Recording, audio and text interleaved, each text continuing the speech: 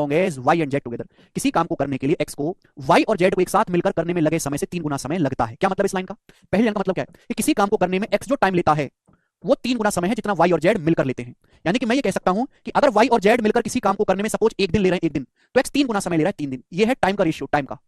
तो एफिशिएंसी का रेशियो उल्टा हो जाएगा, 3:1 का उल्टा 1:3। यानी कि एक्स की एफिशिएंसी 1 है तो वाई प्लस जेड की एफिशिएंसी 3 है। समझ में आया? एक काम को पूरा करने के लिए एक्स जो है वाई प्लस जेड से 3 गुना समय लेता है, तो समय का रिवर्स कर देंगे, एफिशिएंसी का रेशियो आएगा। अगली line, Z would take 4 time as long as Y and X together.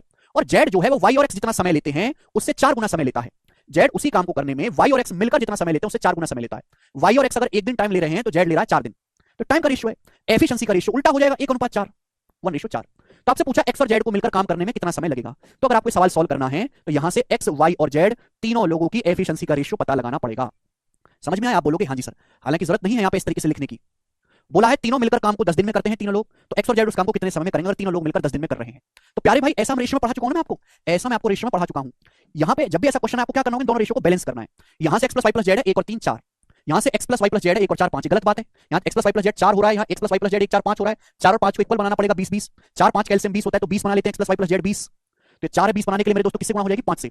5 Ekam 5, 5 3 15, x plus y plus z 5 है, 20 बनाने के 4 से गुणा हो जाएगी। यानी कि मैं ये कह सकता हूं मेरे प्यारे भाई कि एक्स की एफिशिएंसी 5 है तो जेड की एफिशिएंसी 4 आ गई। एक्स की एफिशिएंसी 5 है तो जेड की एफिशिएंसी 4 आ गई, तो एक्स प्लस जेड की एफिशिएंसी आ गई 9। 5 + 4 9। आप बोलोगे हाँ जी सर बिल्कुल सही, कोई प्रॉब्लम नहीं है। बोला तीनों मिलकर काम को 10 दिन में करते हैं। तीनों लोगों की एफिशिएंसी कितनी है, मैंने x plus y plus z की एफिशिएंसी को बना दिया 20। तीनों लोगों की एफिशिएंसी 20 है, तीनों मिलकर काम 10 दिन में करते हैं, तो टोटल वर्क आ गया भाई। तीनों लोग मिलकर एक दिन में 20 यूनिट काम करते हैं, एक्स वाई जेड तीनों लोग मिलकर एक दिन में 20 यूनिट काम करते हैं, तीनों की एफिशिएंसी 20 है, 10 दिन में करेंगे मल्टीप्लाई बाई 10, ये टोटल वर्क आ गया। इस टोटल वर्क को करने में एक्स और जेड कितना समय लेंगे, एक्स और जेड 9 एफिशिएंसी के साथ कितना समय लेंगे, बटे 9। तो 200/9 आएगा, यानी कि 22 सही 2/9 देंगे।